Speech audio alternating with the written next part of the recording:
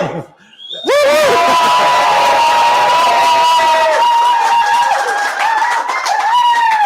Hi guys. That might well be the best reception we've I know, best welcome ever. So welcome to our 41st live YouTube stream. So, almost as old as I am now. oh, exactly. It'd be so good if it had timed that way. Not yet. Happy birthday to you.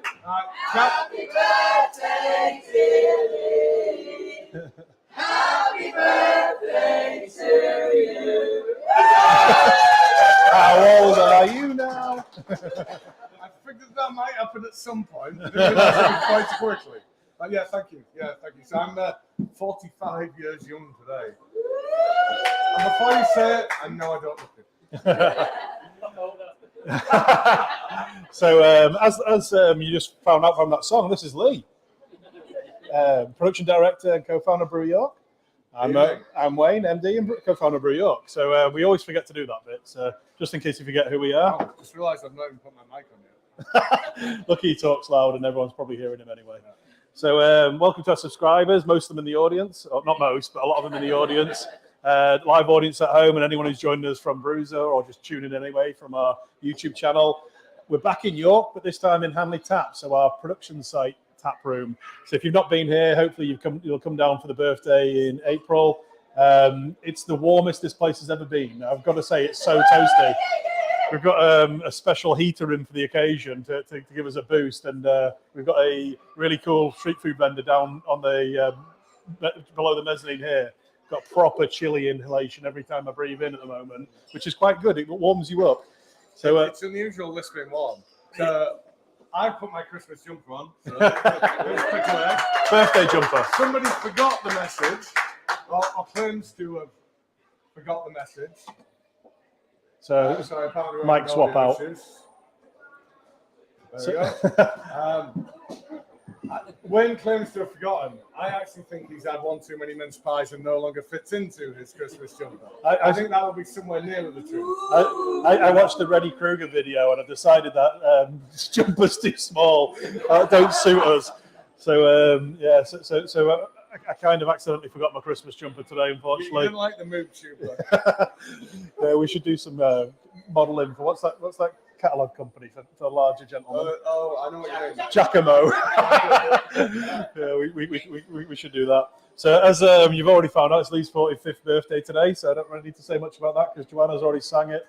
I think that's the third time probably today. Yeah. So quick apologies for last month. We had a little technical hiccup when we were doing the live tasting from Leeds. Hopefully at home you didn't notice much, but in the audience we felt it while we were there. So hopefully it wasn't too bad. A little bit distracting to say the least. Exactly. So we've actually been brewing today. We're doing another collab. So we've had Shiny in the house. I can't see the guys. They are here somewhere, aren't they? No, they're downstairs. Down at the bar, getting the last of the drinking in before the train. No, they're still having some food. Nice. Yeah, they've just got some food in. So we've had both Chris and Tim in town tonight. Unfortunately, Tim has to head off for a train soon. But we will be having Chris, brewery manager from Shiny, on camera with us shortly. And as we always say, if you've got any dark beers in the tasting, they're going to taste better when they're warm. So take them out of the fridge now. Barrel aged with a spoon, a nice little treat in this month's box. So if you take it out, start warming it up, it's going to hopefully bring out all the flavors later on. And if you like this video, hit like and subscribe. So Pete's just flashed up. It's good. The audience is pissed already. There's a dog in the tap room barking at that one. He likes it. And I wish it was only the audience, but Yusuf, our sales director, has decided to try and stitch me up by feeding me 15% beer before we came on air. You're lucky it wasn't so I will give you advanced apologies for my inevitable fall off in lucidity as this thing progresses. So we'll see how that one goes. So anyway, hence the water at the front of the. Well, no empty water, but I've been trying to pacify the alcohol with a little bit of water. So we're going to be doing 4 beers as always. We're going to start off with unusually a core beer, but it's a new core beer. We're going to be doing Coney, which is one of the latest additions to our core range. Well, up on your screen now, 4.5% hazy pale. Then we're going to be following that up with, I think, which is possibly our 4th ever cold IPA, bit of a style we've fallen in love with. Brought it in at slightly more sessionable 5.5% ABV this time. We're then moving on to the Heist Bananas, which is a banana smoothie sour, which was brewed with Heist around about this time last month. And then we're going to conclude on a rather high note with barrel-aged with a spoon, a peanut butter and chocolate stout coming in at a rather robust 12%. Yeah. And when he says conclude the filming at that point, because I'm sure we can make Lee drink some more after that. Oh, and I'm sure you will all try. And I do not have any willpower, so I'm sure I will comply. Thank you. So as always, we want you to get your questions in. We need this to be interactive as possible to make it enjoyable to you and to us. And we have some specialist subjects, as always. And one of them is rather important because it concerns the future of YouTube. We've decided that this... Not the business, don't worry. We don't have that much. The Brew York YouTube. This is our 41st session. And we've decided that for all the progression that we've made, which has largely been around making the audio better, the visuals better, we decided the format needs a bit of a refresh. It's getting a bit tired. So we need you to assist us in deciding what we do by way of a refresh. So later on, I think it's when we come to the third beer, we're going to be asking you some specific questions, such as, what do you think of the length of it? What do you think about when we have guests? What do you think about these particular aspects about it? Polly, what your ears? So we will be asking you shortly about how you might want to see the YouTube part of our subscription service adapt. Alan Topless will not be under consideration. Nobody needs to see this. But thank you for your suggestion.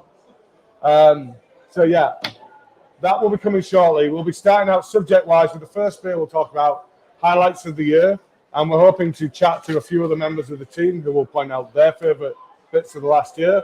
We'll then be talking with Shiny, who will talk to us about the history of Shiny, the beers that they make, and the beer that we've made today. We'll then be going on to YouTube, the new format. What is it we should change? What is it we should keep? And then, as always, we will conclude with what is going to be coming up in the future event-wise and what is going to be coming up in your box next time around. Okay, so moving on from that, the first beer is... First beer which we poured and started sneakily drinking is Coney. So our new signature pale ale. So it's our 4.5% house hazy pale ale.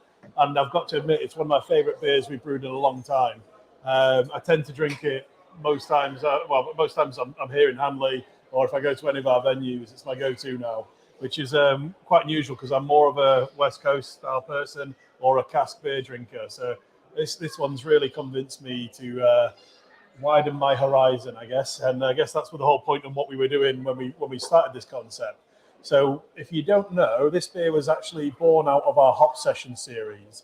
So quite a while back, we decided that it was time to refresh our main hazy pale. And we started doing the Hop Session releases where we'd experiment with different hop combinations in a 4.5% hazy. We found that we had the base malt and grist, which is the malt bill of the beer, right. But we just wanted to test the hop combos to find something that worked really well and made you want to go back and have another pint of it. And I think it was about 4.5. Version 4, we knew we had the right hops. 4.5, we nailed the mix of those hops, and then Coney was born out of that. So we're not saying that the hop sessions from now on are going to be inferior to this, but this was the right balance for our signature everyday beer. And the hop sessions are still going to continue, and we're going to continue to experiment with new hops. But we're going to keep this one available 24/7 all year round. So those hops that we decided to settle on, if you haven't seen before, the Holy Trinity of hops, so Citra, Simcoe, Mosaic. When I say Holy Trinity, it's not just us who say that. It's a widespread brewery combination that's well loved. So we really like it. We tried lots of different ones out in between, but this is where we came back to.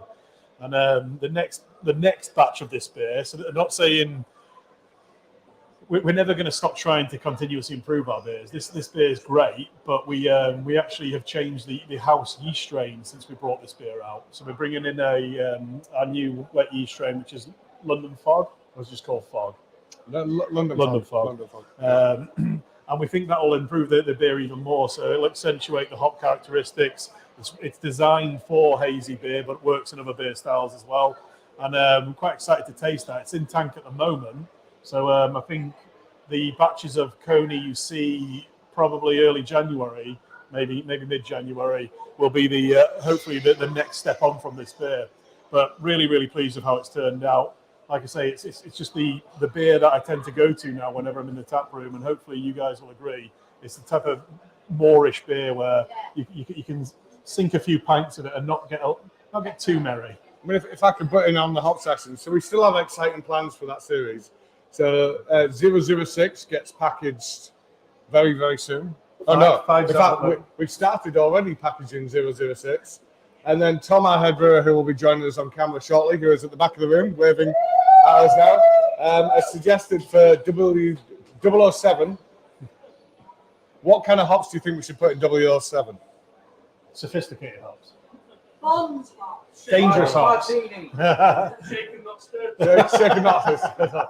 English hops, obviously, guys. Come on. So it's going to be a hazy pale, exclusively hopped with English hops. And I don't think there's too many of them out there. So, yeah, interested to see how that one turns out. And Hop Sessions 5 is out at the moment. That was my apparently accompaniment beer, which I sank before we started, unfortunately. That's how good it was. But yeah, it was really good. It's New Zealand Machueka, New Zealand hopped version.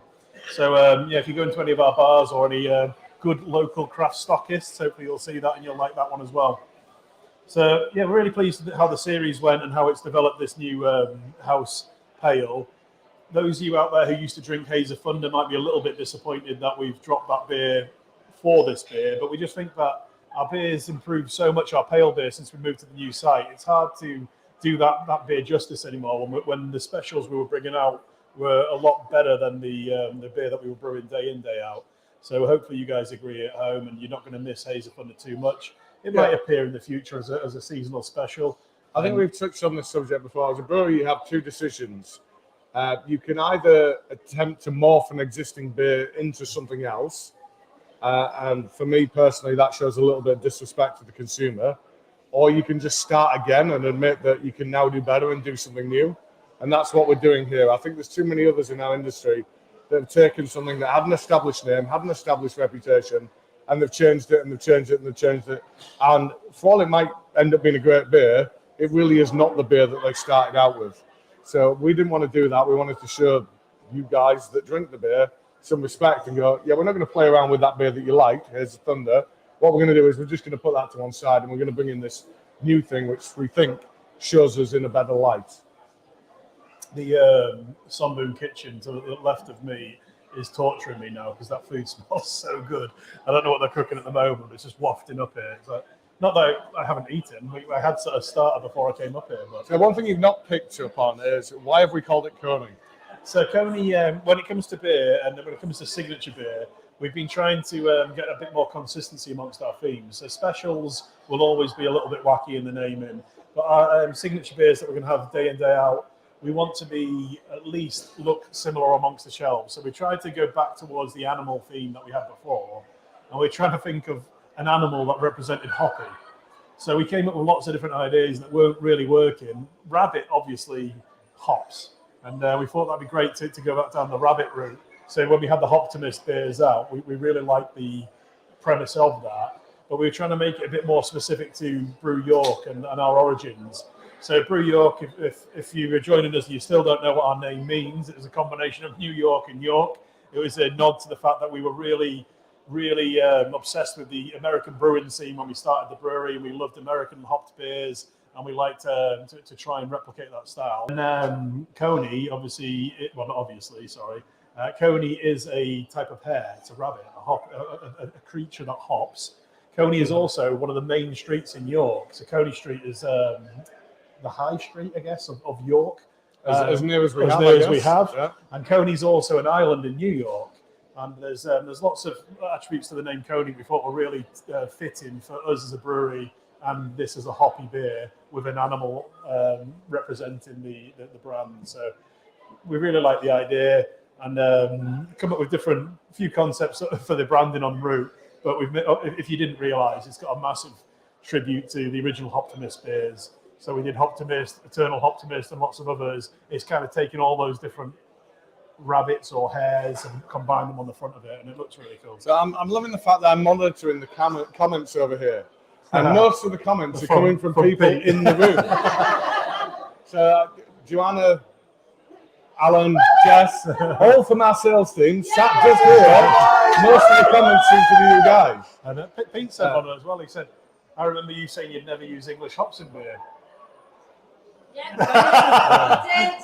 I asked if you would. I never said you would. No, he did. No. He said he wouldn't. No, Said yeah. can't be consistent. No, I'm not going to lie. I have actually gone on record, and I've probably said it on camera a few times, that I would not use English hops because I did not have belief in English hops.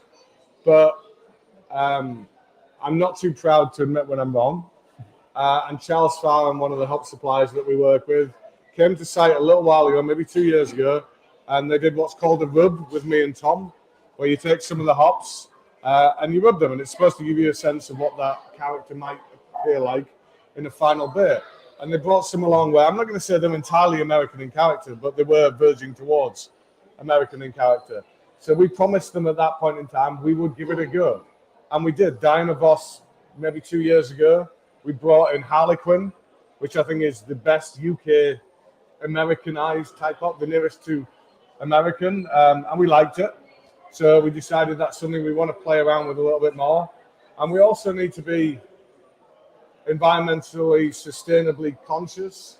If we can do something with what can be sourced a little bit more local to us, then surely that's a more responsible thing to do. So I'm not saying it's ever going to become a massive part of our business, but at least we should be using some of the more local ingredients more regularly than we currently are, which is never. Okay. Need a Brew York Christmas jumper next year. We ever talked about doing one? Yeah, we talked about because usually I'm wearing a Brew York themed Christmas jumper, and yeah, I'm just too unorganised to have sorted one out this year. And we joked about bringing one back.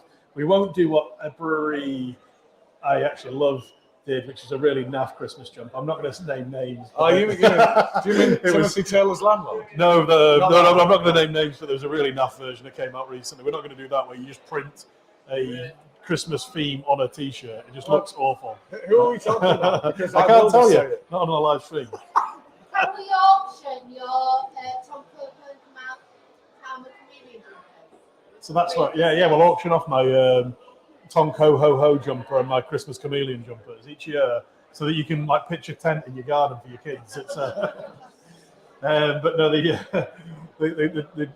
brewery, we won't name the brewery I was talking about, but one of our employees. Well, I can't because I've no idea who he's talking about. Otherwise, I would let it slip. So let's move on from this, but and let's talk about our highlights of this last year. Right. So highlights of the last year. So when we were planning, you said you wanted to do this on the fly. So have you actually thought of something now? Yeah, because the ones that I wrote down are already some of my highlights, and I don't really want to go over what's already been going to be said. So I think one of the things that I'm really pleased about this year is as we've developed as a company, as the team have developed, and we've always had a great team who work for us, but where we've struggled a little bit is myself and Lee being able to let go a little bit and trust the team to do what we need them to do. And I feel like we've got a great team now, and we can start doing that. And we're not going to name specific names, but we've got people in around us who I feel far more comfortable around, that I can actually let them do their job. And that's great for me because it might mean I get to take some more holidays. That'd be pretty cool. I'm sat here kind of laughing, thinking that our team members are going to be sat out there going, "What, you've let go?" I think they'd probably see it slightly differently, but anyway, for you and me, I'm not just saying that's a you thing. Yeah, well, Never switch off. Yeah.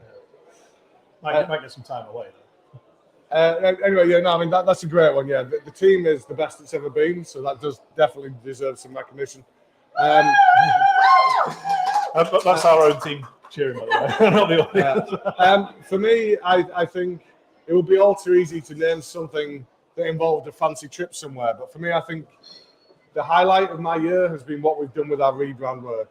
I think it's going to be so instrumental in the future of Brew York. And I really love how it's been received in market. And what we've done is not revolutionary, all we've done is looked at our branding from a consumer's perspective and thought, what does the customer want? Well, they want to know who's selling it to them. They want to know what they're buying, and they want to know how strong it is. It's not complicated. We've just really kind of gone back to basics of the branding, and it's been really great to see how well it's been received in the trade press and how well it's been received by the general consumer. So we launched the cask maybe 6 months ago. Just last month we launched the keg, and unanimously the feedback has been good. It's been really good.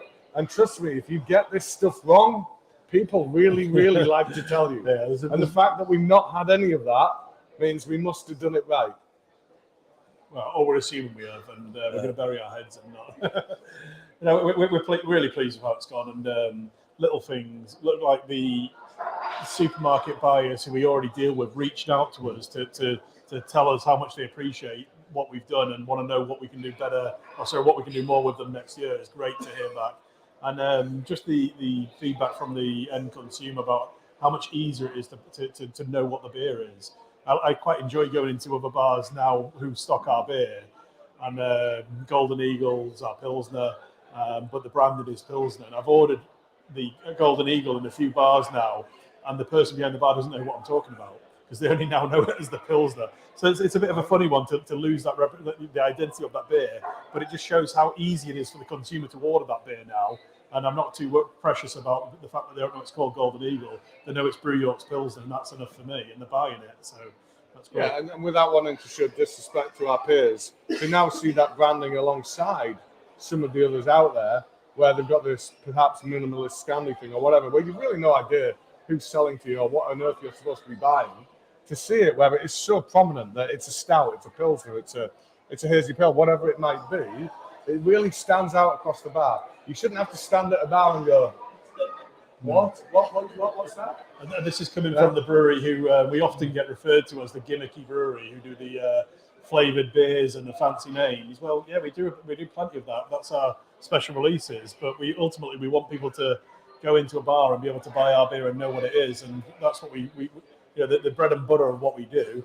The signature range is that. The special releases are the icing on the cake, probably real icing in our case, but it's what we really like to do. It's like when we let go. So we want people to know the signature range, buy it, and then when they see the specials, want to try them and see what they're like.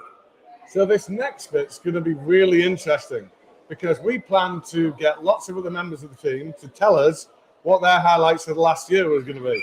And when we planned that, we thought, well, maybe we'll get them all sat on the front row. Well, we forgot to do that.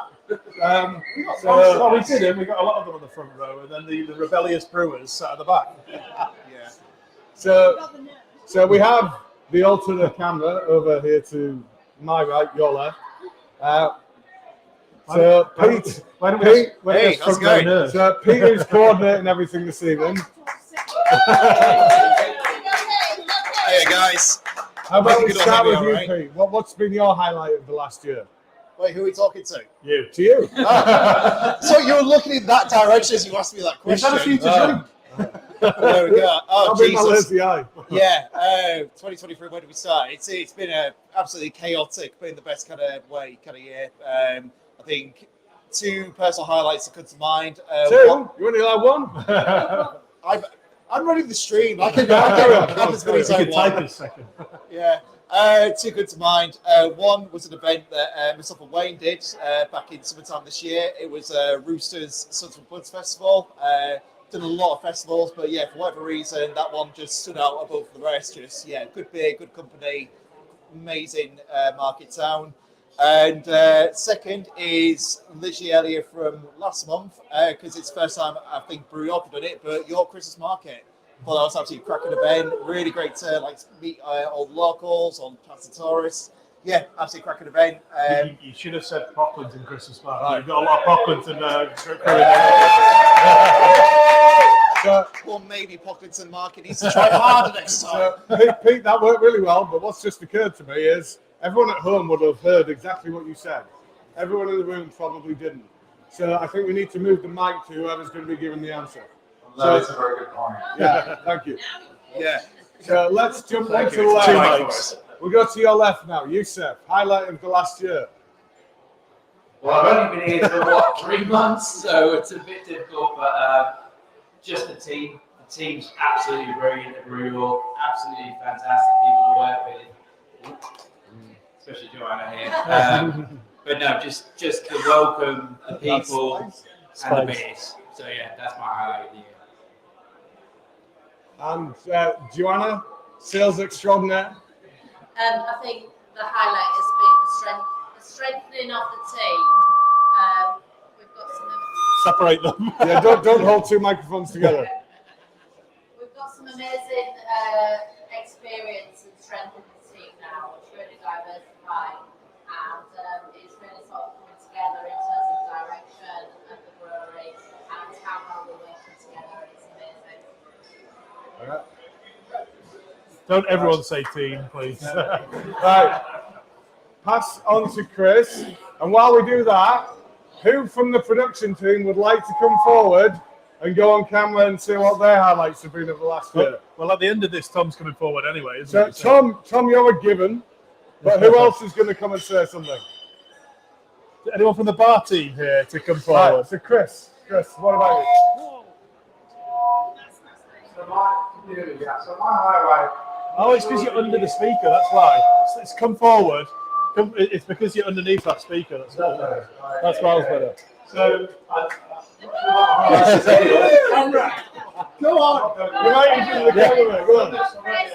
Go on. Speech! Speech! My highlight of tonight is having that heating down there. That is just amazing.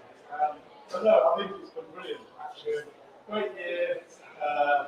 Just from start to finish, it's been non-stop. So Did you say great year or great beer? both. Whatever. Right. I'll go. Alan! Well, I've been here for 2 months, so this is my highlight so far.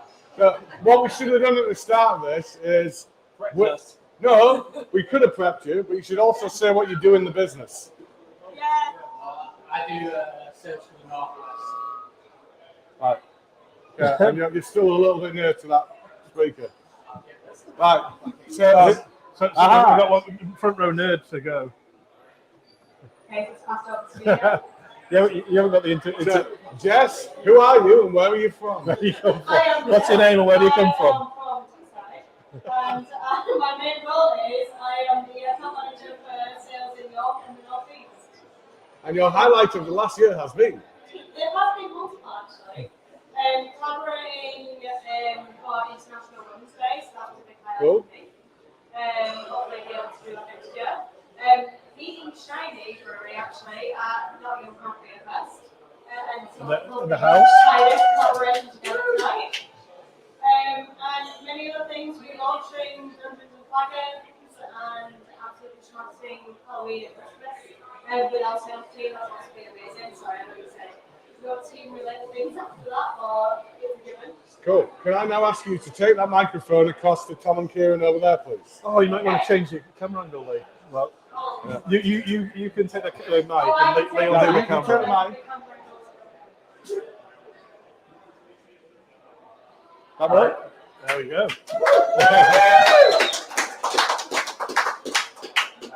I'm Tom. We were asked earlier in the week to think about something. Who's got a little mic? I said hot session series because I'm one part of that. We've worked like the whole time, so I've been with the company 2.5 years now. And yeah, the whole time I've been here, we've just worked super hard to not only improve the pale ales we do, but just kind of refine them and just make them. It's not even about making them better, just making them a bit more accessible, really. So Coney is, I think, a combination of everything we've done over the last 2 years. So I'm super proud of it. It's like the whole point of it is it's supposed to appeal to everyone. So yeah, it's I'm happy with that. Okay. And if we could pass that along.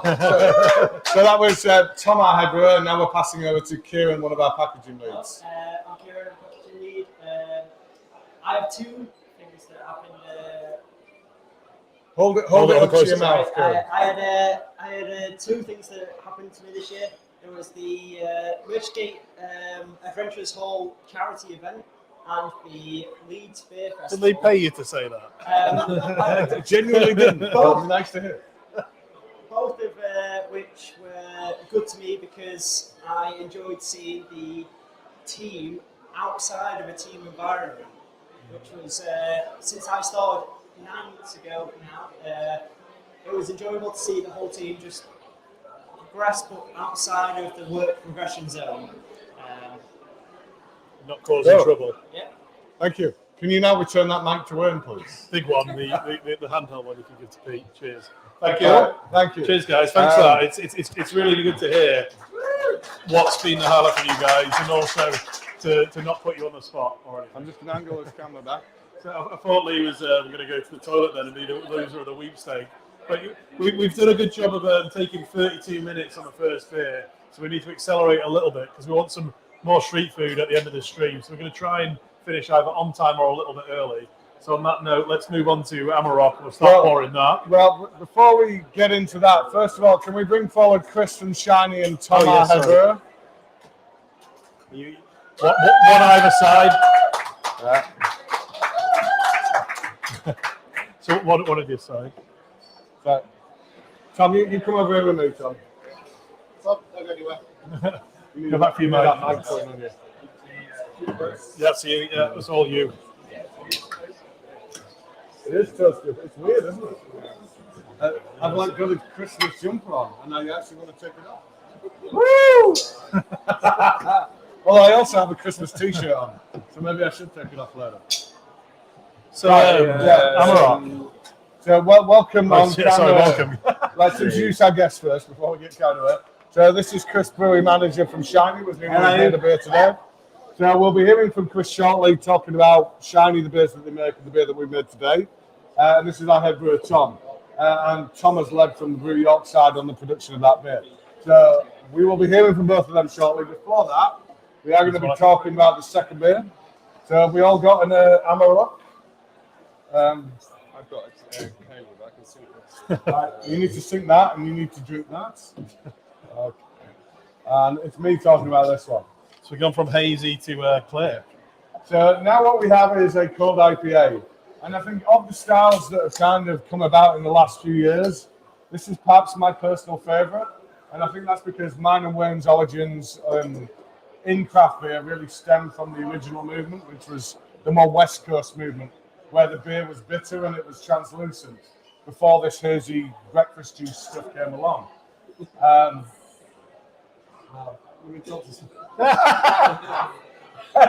Anyway, I am smiling. This is my smile. And in recent years, I think it's fair to say myself and Wayne have gained a renewed appreciation of the lager style of beers. And what this particular style does, the cold IPA, is it brings the best, in our opinion, of those two styles together. So you've got the kind of clean, crisp malt bill and production approach of a lager, and then that is combined with the hops that you might ordinarily see in a West Coast, the bitterness that you would get from the West Coast, and the hopping rates that you would get in the West Coast. So it's a really, really interesting style, but it's like a modern reinterpretation of the West Coast style. Right. And for me, that's why I love this style. Yeah. And what we've done with this particular one is, with each one previously, we've tried to stick more towards the style guidelines of it being about 7%. With this one, we decided we wanted to make it a little bit more sessionable. And for guys of our size, sessionable means 5.5%. So we brought this in at 5.5%. Sorry, you were going to... No, well, yeah, I think I think with West Coast, kind of a big thing with those is the malt bill is totally different. Like, so this is so it's basically a lager malt bill. So it's like super clean, super pale, and Lager and Maison. lager mazzoni. So if you like a comparable would be Big Eagle. So I kind of caught signature. It's not signature anymore, but it's signature. Kind of our kind of mainstay kind of West Coast IPA, it's like chalk and cheese. They're hopped in the same way, but they're very, very different. And like from my point of view, I really, really like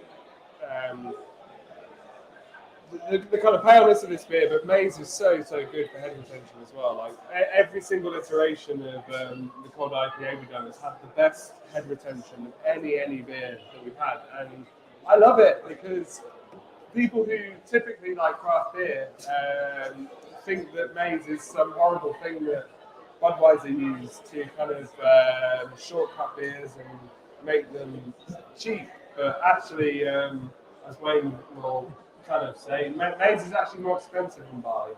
So, but no, maize is great. It's so really good ingredients using brewing, and I'm super pleased with Emerald. I mean, look at that. That's about as bright as you could hope for. Considering that's a non-filtered beer. Yeah. So one of the things you started with, you said about the style and it being more West Coast piney and bitter. This isn't that piney and bitter. It is compared to the first beer we had. But we said bitter, but what we've tried to do with this one is take it in two different directions. So we've brought the ABV down, and we're also using hops that you wouldn't typically associate with a West Coast beer, a bit like we were talking about earlier. So we brought in Laurel, Cryopop, Laurel, Nelson, Strata. They're all hops that you're going to associate with like hazy beer. And we thought it would be fun to chuck them into something like this and see how it turned out. And I don't think it's going to be what you consider directly on point style-wise, but I think it still makes for a very good beer. And I think actually, without really trying, we've kind of carved out, in my own kind of humble kind of way, we're smashing it. Like we are really doing, in my opinion, kind of some very good cold IPAs. And they didn't sound that humble. No, but no, we're not. I can't think of another brewery really that's done as many. We've done a lot. And we're trying to champion the style. And sometimes what we're going to produce is not going to be directly what we hope to sell. No. It's going to be a little bit about what me and Wayne want to drink. And we love this particular style. Can we pause 1 second? You have to live, yeah. No. I think people at the back can't quite hear us. So there are some seats still at the front. So there's a row of 3 at the front if anyone wants to do the nerdy thing and join us at the front. But also, can we just touch the speaker volume up a tiny bit for the audience, and hopefully that'll make the difference. But any nerds want to join us at the front? Come on, Yusuf doesn't bite too hard. Well, that looks like a hard Come on, Simon, get up there. Right, so we'll try turning the volume up a little bit on the speakers. Hopefully that'll be enough initially to make the difference. But yeah, at some point, Lee's louder than me, so you can probably hear Lee at the back anyway, regardless. But I don't need the mic. It's terribly quiet, so sorry for that. So if you can't hear, then there are still some spaces at the front. If not, then we'll keep tweaking the volume up. We'll do that. So yeah, hopefully that's getting better. If it's not, then we all good now. We're getting thumbs up from the back. So yeah, awesome. Right, so apologies for that. Sorry about the little delay. But it's better you guys hear us than us keep talking to ourselves. Okay. So technically, we've not got much more to talk about with this beer. I think the final bit we need to touch on is the production approach, which is a little bit different. So you are going to use a lager yeast. For a lager yeast, you typically ferment at about 11-12 degrees C. But for this particular style, you're going to ferment it at ale temperatures. So that's going to be in the range of 18 to 20 degrees C. So you do that, it's going to create probably a little bit more sulfur, but because of the warmer temperature, you're hoping it's going to flash off that sulfur. Yeah. And then we're going to cool it down and we're going to hop it in the way that we would any other ale. Yeah. This was another thing we did with this is I dug out the old hop cannon for this one. So, wow, it's got used. Finally, we get some return on that investment. Used for the first, so every brewery's got a hop cannon. Every brewery shoves it in the corner because it's more of a kind of ball ache than it's worth. But everybody doesn't know it's a really expensive piece of kit that allows us to introduce hops without any oxygen and try and get an even more intense hop flavour. But the industry's moved on and everyone can find other ways to get your hops in now. But what was great about this one is it's different styles. So kind of lager yeast sits at the bottom of the tank. So we were able basically to recirculate the beer above the yeast, which is really good. The other reason I really like making tall IPAs is we've got two very good lagers at the moment. So we've got Golden Eagle and we've got Osprey. We brew 220 hectolitre batches of these beers. So the two giant tanks we've got outside, usually full of one or the other. At the moment, we're full of both of them. So I have a massive amount of yeast in them. So if I can use that yeast somewhere else to make something really nice like this, it's a win-win for me. And for context, one external tank, the yeast we use for one of those lagers is about £2,000 to £2,500 worth of yeast per brew. So that's it's a huge amount of money. So if we can only use it once, it makes that beer more expensive. If we can repitch that yeast and use it again, it massively reduces the cost of that beer. And if we can use it on beers like cold IPAs, it's even better, because that cold IPA normally, if it was West Coast, would have probably, smaller batch would have probably cost us maybe £1,000 in yeast. So we save that money by repitching these and using them again. Pete, we're having comments online that bizarrely people cannot hear me. That is unusual. That is unusual. That's because he hasn't spoken for ages. No, there's a few people in the comments saying, if you are still in the comments, can you let me know if you can now hear me clearly, or if we still have a continuing issue, please? So, I think maybe we wrap up talking about Amarok now. We start talking I think it's about about time we introduced our guest. Yeah, you've been sat in silence. So everybody, this is Chris, brewery manager from Shiny.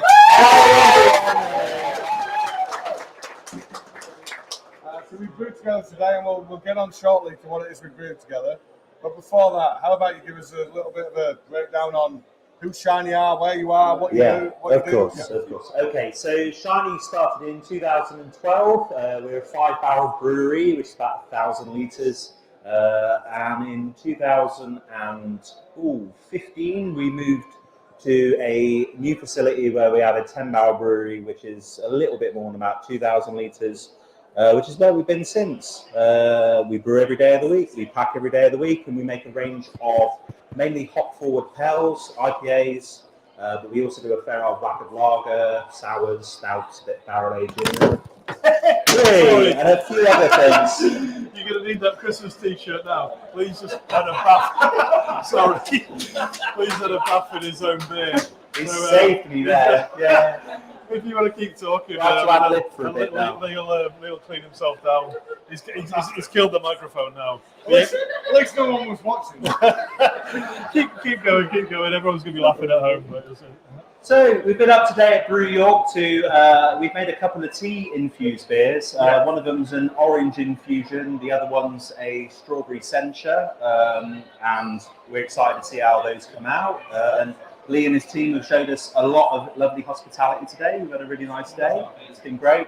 And it's been really nice to see the facility and the team and everyone working together. Yeah, it's been good. It's been a good day. And have we made you work really hard? Because that's what I like to hear is get some value from these collabs. I don't want to disappoint you now. That's the thing. I've done collabs where I've taken my wellies and I felt like I'm in the way. I've done ones where I felt like actually I've done a really solid day's work and it's been really good. But today, no, the team have all been amazingly competent, which means that I haven't had to do an awful lot. So I'm sure you'll be glad to hear that. That's good at least. The most important thing is with collabs is that we actually collaborate. You guys, the brewers, come up with the ideas about what the beer is going to be, the recipes, the ideas, and then on the brew day itself, it's more about, honestly, the socialising bit. The brew itself will happen regardless of how involved you are. It's nice to be involved because hopefully you might spot a few things that we do differently to you, and likewise if we brew with you guys, how we all do different things differently and learn from that. But the collaboration happens at the recipe stage, and then the actual brew day itself is hopefully just a step in the process. Yeah. And then this bit's the fun bit. Yeah, so Shiny do a beer called Rainbow Tea. It's a seasonal release that we do that's a tea-infused IPA, leans towards the West Coast, and it's been nice to come and do a tea-infused beer here. I know you guys do a lot of beer with coconut, and you've got a specific way like coconut, and that's a different way to the way that we infuse beer with tea. So I'm particularly excited to see how those come out, because we're always looking for different ways to manage what is essentially putting tea into beer, but then it's the extra work of getting it out again. Yeah. You guys get to drink the nice bit, but like we're like bagging the stuff up afterwards and trying to get it out, and it'd be good to see. We kind of, since I've been on board, we've done two tea beers, haven't we? So we did Born on the Peaches, which was a peach iced tea ale. I think that was released. That was probably 2 years ago now, actually. Yeah. And then for our not our last birthday, but the birthday before that, we did a collab with Full Circle. And we did Tea infused beer. What do we call it? What do we call it? We call it tea. But yeah, so that was kind of you're very. How long did it take us to come up with that? Yeah, strawberry and cream, like cream tea, strawberries and cream. So it tasted like strawberry chewing. So that was amazing. Not because no, it was literally like the strawberry and cream. They're like red and white sweets. It's exactly like that. Yeah. So we don't we're not partnered with them or anything like that. But this is my what do I want to say? Like it's plugging a brand that we don't work with. So we're not monetarily involved with them, but. Headland Tea and you don't even drink tea, you like coffee. No, I don't drink any tea. I'm not a tea boy at all. But no, we've got Headland Tea in town, and John, who couldn't make it, one of our brewers actually. Two of us went down to Headland the other week and did a little tasting with them, and chose two teas. So we got, as Chris said, got a kind of orange-based one. Tutti fruity. Tutti fruity. Oh dear. Shit buns. I should have called it that. That would have been a good name for it. But no, I had a few ideas when we were doing the recipe, and the thing that swung it. I know we had a funny chat about, because there's things that you would want to change about your like. Can I completely? So your tea. Just go there, Tom. Yeah, I'm not going to go there. So Shiny's tea tier to Chris is what Babs is to me. Oh yeah, I get it. So a really popular beer that everyone loves, apart from the brewery team. Apart from the brewery team, like I hate it. Babs is. So thankfully you've called it Babs, and a lot of people won't know what we're talking about. But no, I don't. Babs is Babs. You'll love it, so we'll continue to make it. I think it's important to say that as brewers, you strive for excellence, and if you're not happy with something, you're always looking to improve it. Therefore, it's not bad to always be unhappy with things. You're always looking to make it as good as it can be. I'm going to try and put a positive spin on a negative thing, but yeah, you're always looking to do better, ideally. And one of the great. And that's it. And no, we're like. Honestly, I wouldn't have a job if it wasn't for all of you guys watching tonight. And like, we got to do stuff that you want to drink. So ultimately, if I made everything that I wanted to make, then Brew York wouldn't be Brew York. And and likewise, if Wayne and I only signed off on things we wanted to drink, it wouldn't work. We West Coast Brewery. Exactly. Yeah. When we started the brewery, before I started, I met the Greg Koch, the founder of Stone Brewery. I don't think you pronounce his name Koch, but it's spelt Koch, so that's what it is for me. And he basically said that to me. He said, I brew what I want to brew, and I hope people want to buy it. And we kind of had that same mantra. But then we realised that we're in York, a massive cask city. As a brewery, we had to look at cask first, and it wasn't necessarily what we drank all the time, but we do love cask beer. And then we had to work out what beers would work for the brewery. And as much as we do lean towards the style we love, and we'll brew more of those styles than other stuff.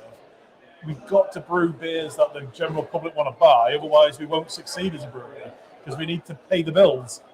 I've always tried to see it as an 80-20 principle, as 80% of what you do needs to please the crowds, but 20% of what you do, especially as a craft brewery, needs to be innovative and continue to push things. I mean, I see my role in the brewery as curating a list of beer that's going to challenge the drinker. It's going to please some, it's going to challenge others, and it's not going to tick every single box, but that's okay, and that's what the sphere that craft brewing occupies in a way for me. That's where my interest lies. You know, it's not a 10 out of 10 for everyone. It's going to upset some, it's going to please others, but that diversity is the success of it, the strength of it. It sounds like you're teeing us up for the next beer. This is where kind of Bananas. so the code we've done with Shiny today, I'm super excited about in terms of our approach to it. Is basically we brewed one beer, so 50 hect batch of beer. And we're going to split it in two, and it's going to so it's one beer, two different flavors. Trade secrets, Tom. Oh, I don't know about I'm only joking. so yeah, that's kind of the other thing. Is this the last YouTube of the year? Yeah. So what we everyone was asked what their favourite XYZ of Brew York was, but favourite beer of the year, you two. Oh, on the spot. Right, no, can we? Right, we will answer that, but can we have a little time to think about it? Yeah. Because we do about 60, 70 beers a year. Yeah. Coney, obviously. Osprey. Yeah, well, if you don't mind, Is that my favourite lager of the year? Right. So remind me later on if we've not answered that. So it's a really good point there. We try to brew groundbreaking beers. We try to change what people perceive as beers, and sometimes we get it right, sometimes we get it wrong, but we're still trying.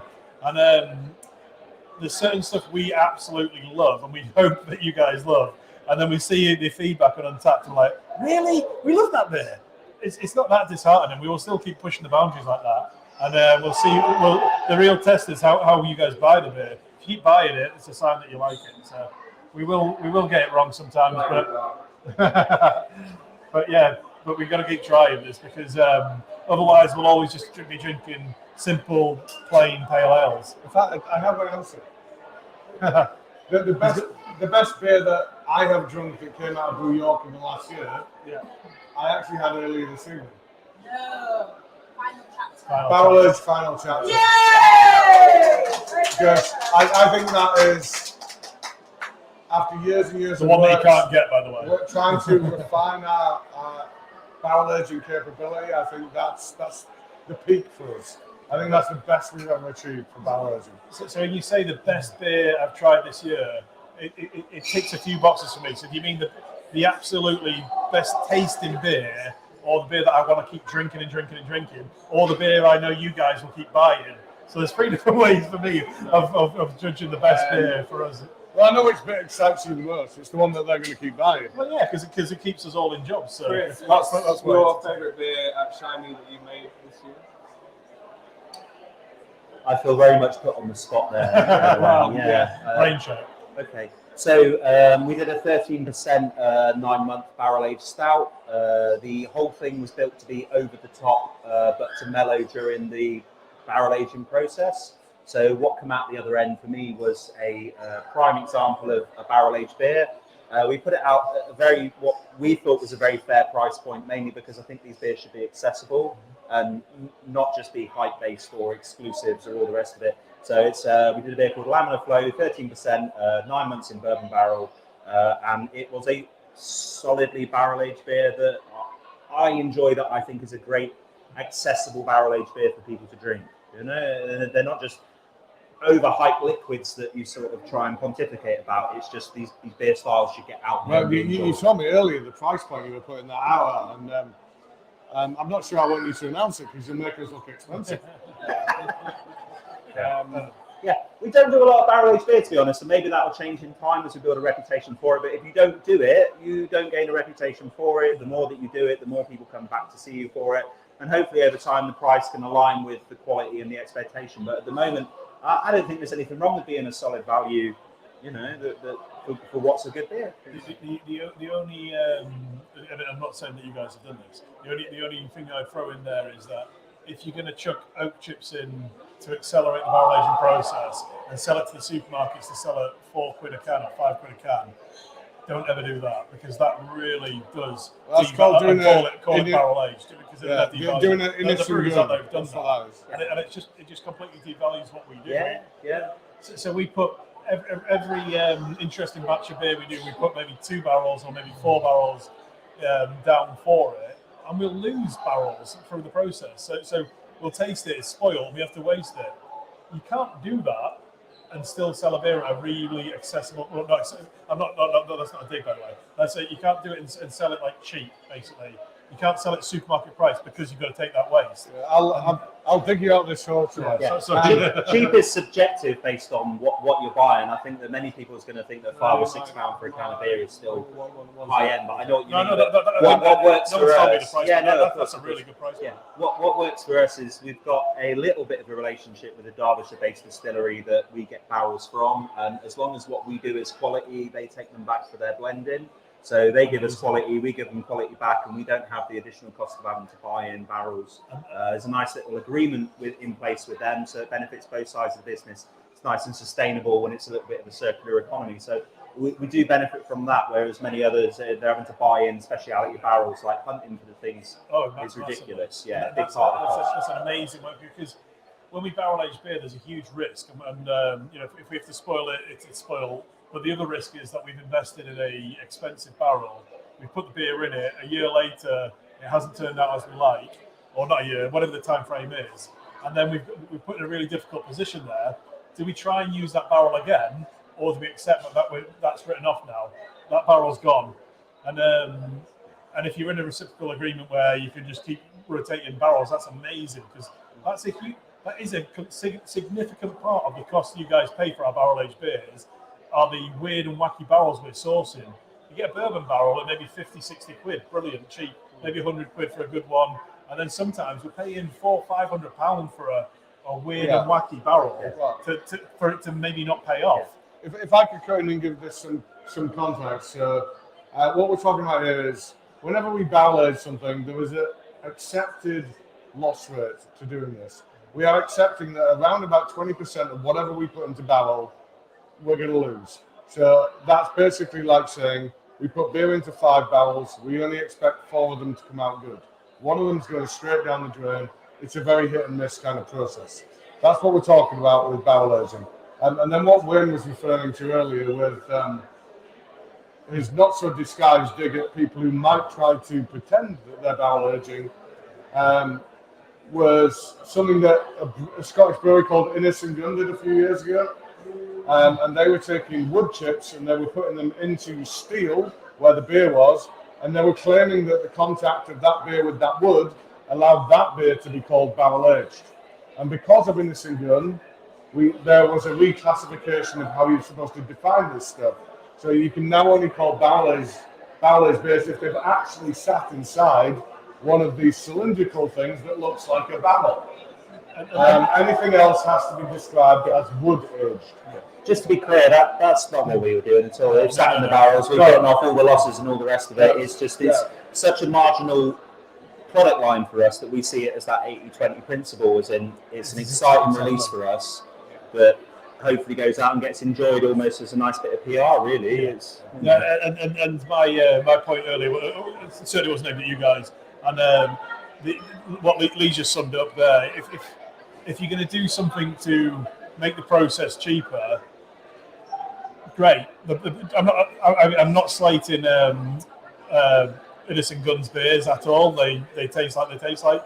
Not a problem with that. But by calling it barrel age, you're devaluing what we are doing by putting beer in a barrel and laying it down for 6, 9, whatever months it is, and taking the risk that it might have to be spoiled. To give more context to that, we did an excellent beer a couple of years ago called Release of Cranachan. And we took an approach with that where we did have the barrel wood chips. And they did what they did, but we didn't ever say it's barrel aged. But that had the kind of chips in it. And I don't know, it's a labour of love. It's a risky project, but it's fun. It's Yeah, rewarding as well. It's rewarding, but it's also it's a huge gamble. Like you spend like brewing beer is not difficult. Like we can make a batch of beer in a day. Like we can mill the grain, mash in, boil it, do all of that, and we can get it, and then we can ferment it in a week, and then we can put it in barrel. Remind me to review into marketing. Yeah, that's the whole point of beer, isn't it? Beer is accessible and it's easy. Barrel aging is not easy, and that is why we stick them in little cans. Like we are very proud of what we have. It's very small. Barrel aging is not easy, like Tom said. It's also not lucrative. If we're honest, most of us do barrel aging as a bit of a vanity project. We like the beers that come out of it. We like the reputation that comes from it. But genuinely, none of us are really making any money with it. Yeah. If asked what my beer of the year was, for me, it was that for those reasons, which is it's a beer that's completely detached from the normal economy of running a brewery where everyone gets paid each month. At the end of the day, it was a wonderful beer that we made detached from economy, and as a result, I hope it was enjoyed. That's the main thing with it. I'm so good. I'm guessing you haven't got any sneaky cans in your bag or anything that we can have a little try of. I'd love to say that I do, but I literally think all of them went in the advent calendars for this year. It was such a small amount. They're like 600-litre batches, you know. That's the thing. Very small, these things. So we are about to go on to the next beer. So can we have a big round of applause, please? And apologies for any technical issues along the way. So thank you, guys. And you hang around for a little bit. We've wrapped up in an hour. We're gonna zoom through these. So we've wrapped up very soon. If you're still around in an hour, we can enjoy another beer. We're swapping again. Right. Left him hanging. Cheers, guys. Thank you for that. So beer. So hopefully you guys have really enjoyed that new perspective. Are you going to lose a week's day? No, I'm not going to lose the week. Oh, you wish. You were so excited then, weren't you? I'm not even thinking about weeks. What I was going to say was I'm on my third neck microphone of the night. His voice is that loud, he's just broke. Well, the second one might have been a water incident. Oh, yeah. So online, can you please let me know if you can now hear me properly? I know we've had some audio issues tonight. Too loud. So when we go to this next beer, we've got a little bit of a consumer warning or an educational thing. So what does it say on the can, Lee? It says you have to gently rotate the can. That doesn't mean... What it means is you have to do this kind of thing. What you're trying to do is to get the banana that's in there to nicely distribute through the beer. And then once you've done that, you can open it, hopefully not get soaked, and pour away. And ideally you need to pour it all in one go, otherwise it's going to continue to settle out in the can. So it should be nice and thick, and if it's not, think of wheat beer. Just pour a little bit, rotate a little bit in the can and carry on pouring. So you shouldn't really need this much education when it comes to pouring a beer, but ultimately we're pushing the boundaries, we're trying new things, we're learning from our friends at Vault City who do this a lot, we're looking at what they say to you guys, and try and keep the fruit infused. It's going to taste much better as a result of that. So, Whoa. I don't know where it's coming from. Sorry, we're getting a bit of feedback in the room. So, the beer's called Heist is Bananas. It's a collaboration with our friends at Shiny Brewery across in Sheffield. You guys will hopefully know because we told you a lot about it, but we went to Tampa in Florida back in March this year. And whilst we were there, we met Adam and Dan from Heist, which is really random. So our neighbouring breweries in Sheffield, first time we met them was in a bar in Florida. Ridiculous. And then we keep bumping into them all the time since. But it's really nice guys, got a lot in common in terms of what our breweries do, and we really wanted to work with them. So we wanted to try and brew a beer together, and we wanted to try and utilise some of the R&D that we did in Tampa to make this beer.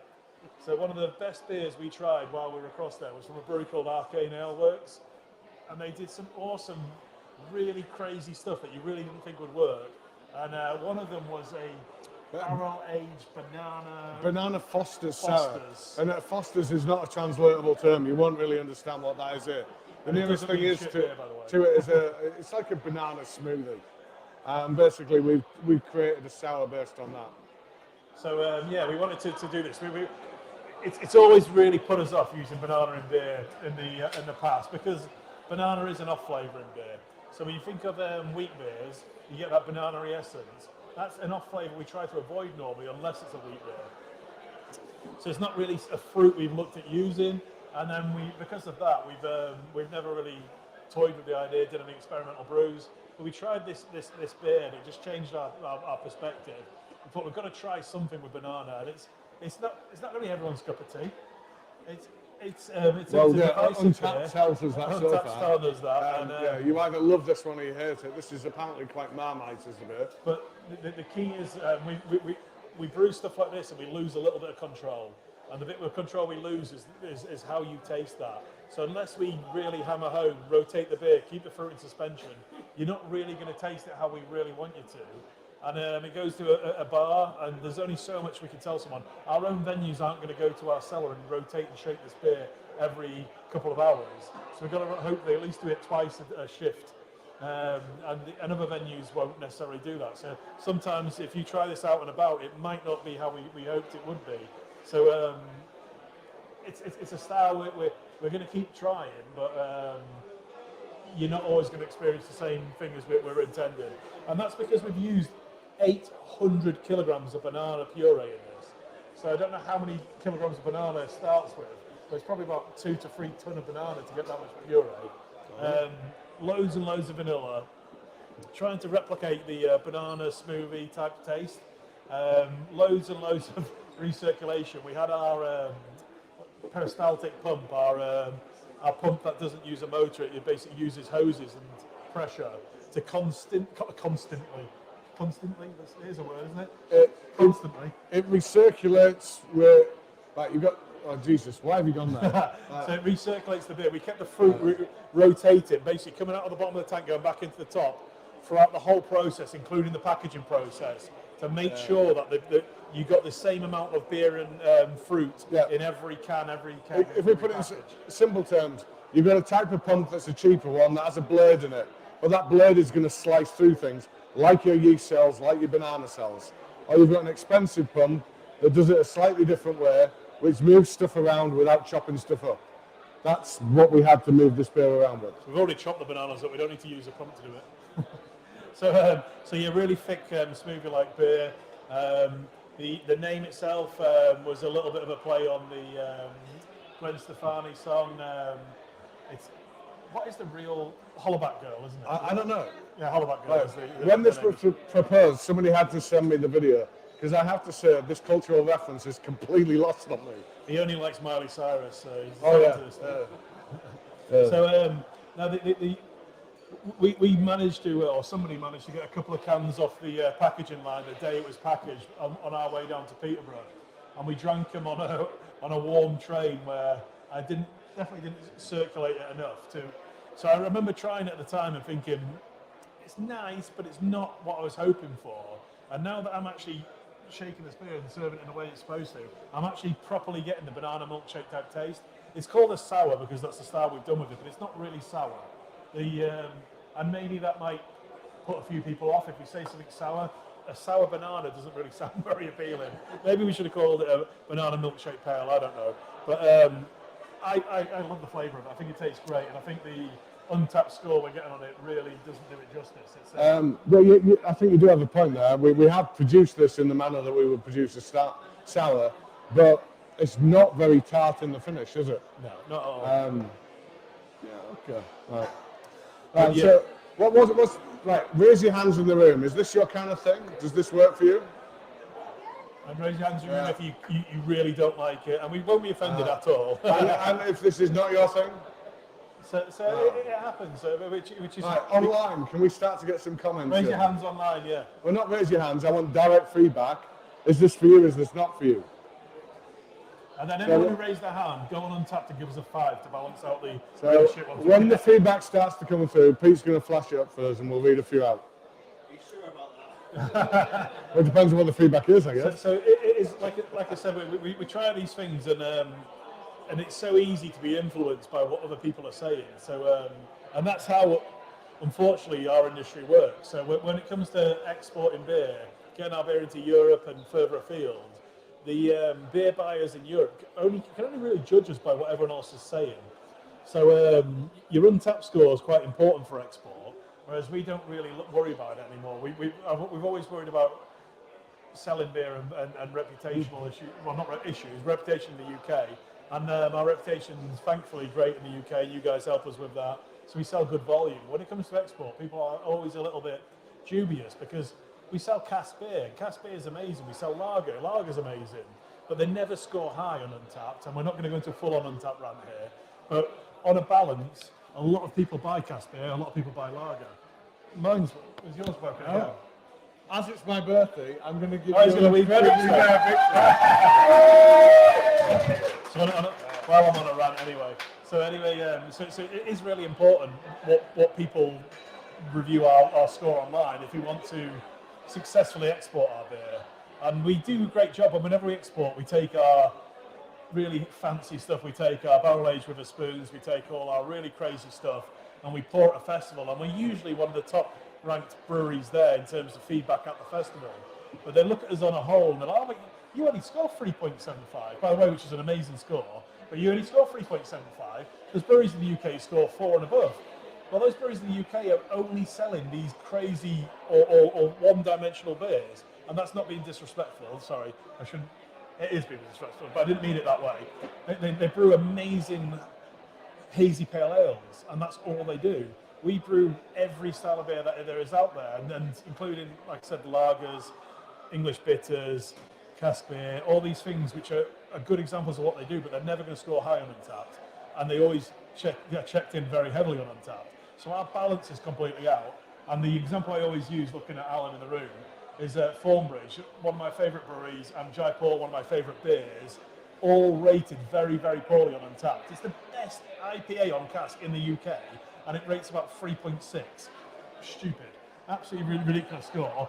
And that's their most checked in beer. So because of that, their score's unfairly balanced.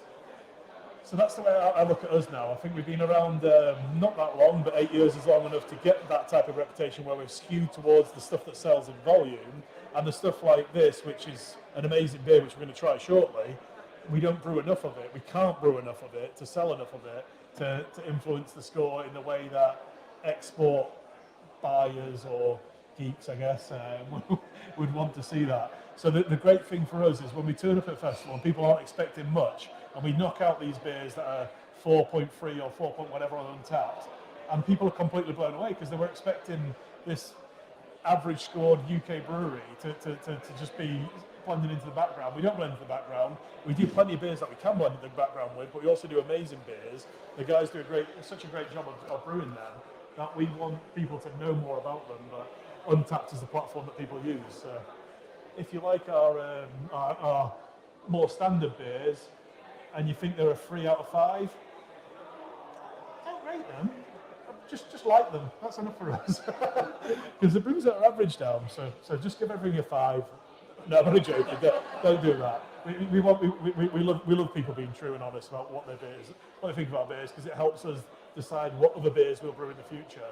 But we don't worry too much about it. It's something that we used to obsess about, but we don't really. Yeah, it's important feedback, but it is incredibly subjective. And what for me really hits home with that is when I was like chatting with Chris and Tim from Shiny earlier, is one of my favourite beers in this world is Jaipur by Thornbridge. Yeah, that's what I said when you were Taylor. I absolutely love that beer.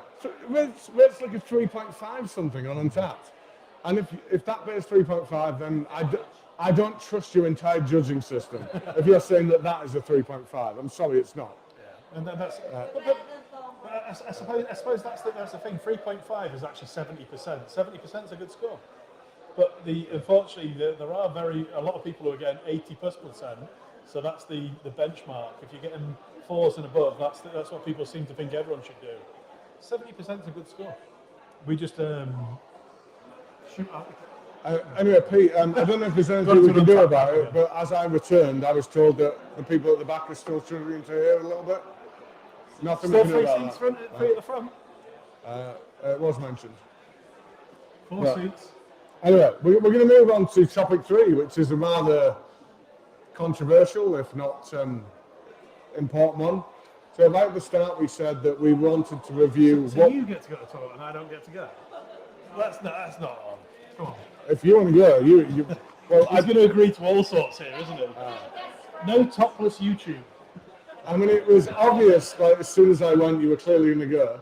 But anyway, so yeah, at this point, we wanted to talk about the YouTube format, so what we're doing with this. So it's worked pretty well, I would say, for 40 odd months, but every now and again, you have to have a refresh, and we need your help to decide how we refresh this. So there are questions that we need you to answer, and I would like some comments in the room. And I would also like some comments online. And when you start commenting online, I do have my laptop here. I'm going to start to read a few of them out. And I want to go through them one by one. So first of all, in terms of the length of this session, which is typically 2 hours, is that too long or is that about right? I'm not accepting too short as an answer because 2 hours is clearly not too short. So what do we think? Where should we be pitching this? So the last one we did was about 1.5 hours. Would that be better? Now, what is the feeling in terms of the length? So in the room, everybody seems to be kind of set on it's a decent length. Online, let me know. What we do know from monitoring stats is that most of you online at least only watch for about an hour. So you're clearly doing it at least 1 or 2 stints. Pete, is that right? The people only watch for about an hour, so they're doing it in like 2 stints? Yeah. The second thing I would like to know from you is how important is it to you that we have guests on this? So it's been great to have Shiny along tonight. It's a thing we used to do a lot of. We haven't done a lot of it recently. I personally enjoy it, but how essential is it to you that we have that as part of what we do? So that's the second thing I would like you to comment on. The third thing is, how much do you enjoy hearing from the wider Brew York team? So tonight we've heard from various members of the team about their highlights of the year. As much as me and Wayne love doing this, might you want to hear from the rest of us in Brew York? Joanna, unsurprisingly, is clapping off camera because Joanna is continually seeking her time in the sun. Oh, okay. So there are a total of 6 things we're going to go through, but let's not overcomplicate it. So first of all, let's just stick with those 3. So length of session, guests, and Brew York team. So opinions on that first, please. So we'll start to look online now. So Alan Smith, 2 hours is good. Paul Jewett, guests are good, but not a must. Simon Parsons, 2 hours good for me. Drop to 3 beers if 1.5 hours. Joanna Rawling, our very own Joanna, have a night off and get the team running it. No disrespect. She really wants her time in the sun, doesn't she? Jess Cherney, very important. It keeps it fresh and interesting. I presume that's a reference to using guests. Yeah, 2 to 2.5 hours is good for me from Richard Wingler. Jesus, you guys are hungry. 2 hours is a little too long. From John Benger, 60 to 90 minutes would be good. By the way, I don't want to be biased or anything or influence your views, but I genuinely think the same. I think I really enjoy this and we could go on and as we do. But 60 to 90 minutes for me feels like when you're at home is probably an optimal. Maybe not. I'm getting shakes there from the audience. We'll keep doing whatever you guys want us to do. I'm happy to keep doing 2 hours, 2.5, because we say 2 hours, it always goes on. It's only when we're trying to get down to food vendor at 9 o'clock that we actually stick to our hours. But yeah, we genuinely just want to hear from you guys what you want, because we can't second guess it. When you look at the YouTube stats, which all they are stats, they aren't actually indicative of what you were doing. It suggests that most people stay for the first couple of beers and then disappear. But in reality, what I think happens is there's a hardcore following of people who will join most sessions and watch the whole thing, and then there's people who will just dip in and out, and the people who just dip in and out bring the averages down and indicate something that's not really true. So that's what we tell ourselves anyway. We still think there's 5,000 people watching us like there was during COVID. we go home. Yeah, we still got it. Still got it. Oh, well, what I'm Convince yourself. To be fair, we want 5,000. Yeah, that's exactly. That's fine. What I'm picking up from the comments so far is opinions on the length of the session are a little bit mixed. A lot of you do like it the length as it is. I think if we were to look at shortening it, I think if we are going to go shorter, it would have to be less beers. We're already told that trying to get 4 beers in 2 hours, we can do it, but we're both 20 stone. So, I mean, that's asking a lot of most people. So I think if we are going to go shorter, we would have to cut down the number of beers. In terms of guests, I think unanimously people are generally saying that they're liking that, but it's not necessarily essential. It's good to have that. And then what was the other bit? Hearing from the Brew York team, I'm not seeing too much on that, to be honest. But I did see one interesting... Someone said, as long as it's not Joanna, it's good. Although I did see one interesting comment from Pete Riley over here, who said he saw Wayne setting a timer just before the show so he could work out how long it was before he went to the loo. I don't know how or why, but I didn't actually need the loo this time, but I felt because he's gone, I best go. Because then at least I've got... it's like when you pit stop when you're watching the Formula One, when the lead driver's going in, you follow quickly behind, don't you, so you can last longer afterwards. Oh, so I'm the lead driver now, right? Okay, well, we have 3 other questions for you. So in terms of the features, we've regularly been doing things like the highlights of the last month. This month it morphed into highlights of the last year. A specialist topic where we might talk about a particular beer style, something like that. And then we always look into what's coming up. So how essential is that kind of content to you? Right, so I'm getting a couple of thumbs up here, thumbs up over there, more thumbs up. So you like that we're bringing this additional content, not just the bit about the beer? Maybe we should start taking suggestions on what that content should be. So on our Facebook group, maybe people should start suggesting what they'd like us to talk about in those topics instead of us. There will always be some that we will tell you what we think is relevant right now, but put it out there so you guys can ask us to spend a bit of time talking about something you want to hear about. Well, let's see what.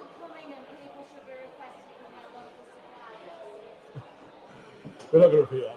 We'll talk about it later. Right, so Tom Foster's saying that what's coming up for him is the most important part of what we do. So, yeah, fair enough. That's why we do it at the end. But I hope you don't just tune in for the end bit. Jumping back a bit, our very own Kerry Riley over here has said that the team bit's great. She's really enjoyed watching the expansion of the Brew York team on YouTube. So thank you. Don't think Yusuf could have any more. For Emma Thomas 4 is a nice number. I think we're still talking about the number of beers. Yeah. Oh my God, we got. All right. So we need to stop for a second. I don't know why. We've got another camera anywhere. We've got one there. I don't know. Pete, right.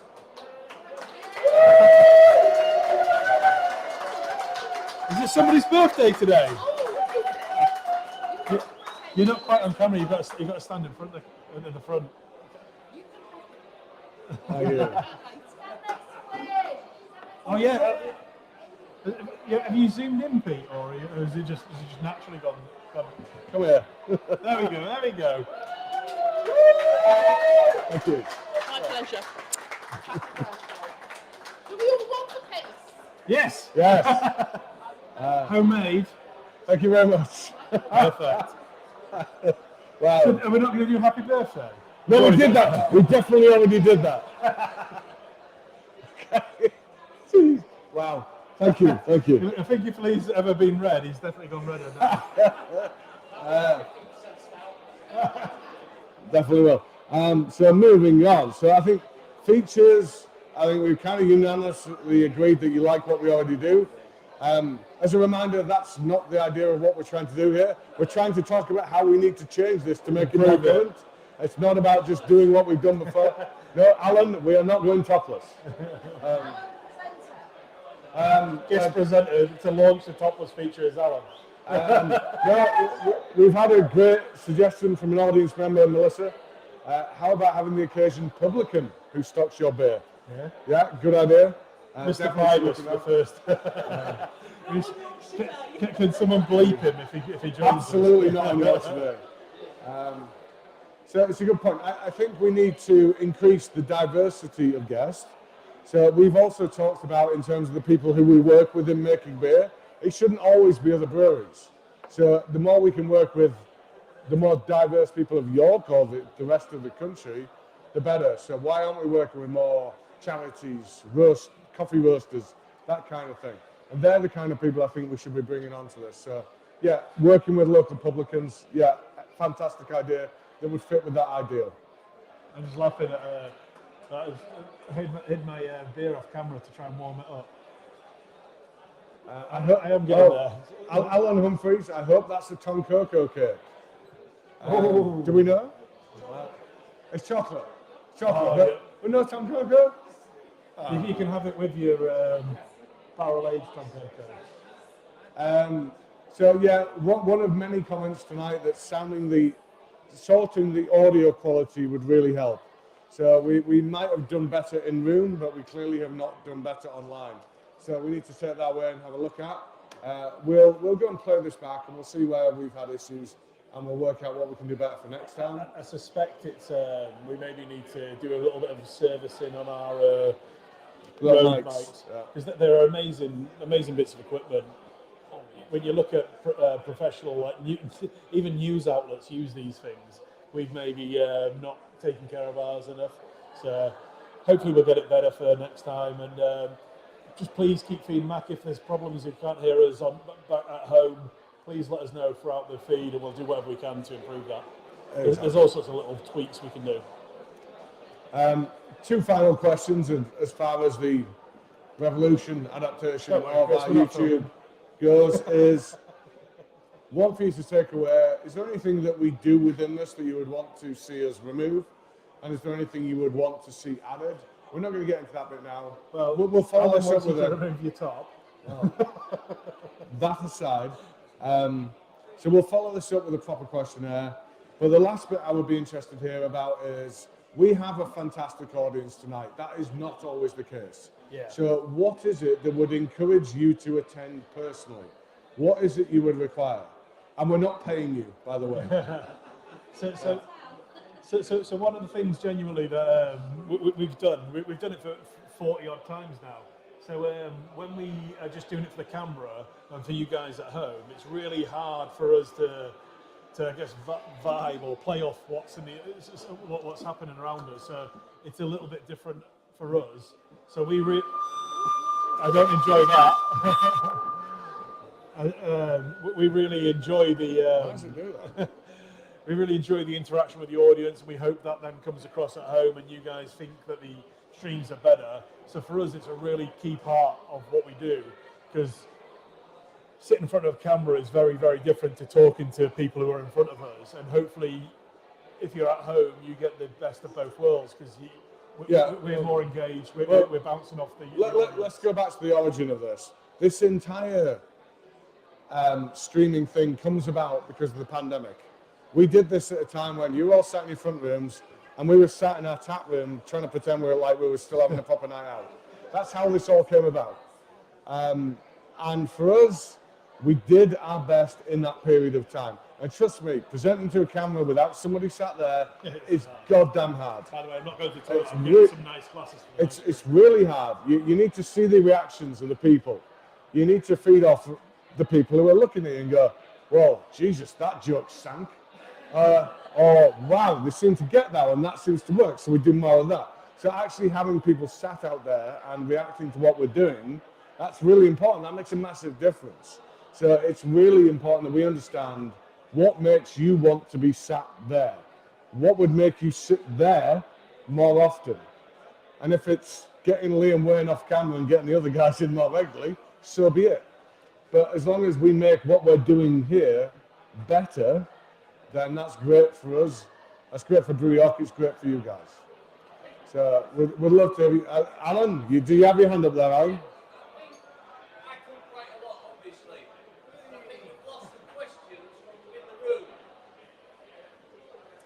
So we should pass the note round because a lot of people have been submitting them digitally. Thank you.